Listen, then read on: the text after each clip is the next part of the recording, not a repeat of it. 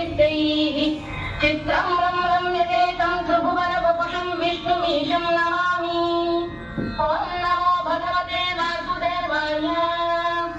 शान्ताकारं भुजगशयनं पद्मनाभं सुरेशं विश्वाधारं गगनसदृशं मेघवर्णं शुभांगं लक्ष्मीकान्तं कमलनयनं योगिहृद्यानगम्यं वन्दे विष्णुं भवभयहरं सर्वलोकैकनाथं मेघश्यामं पीतकौशेयवासं श्री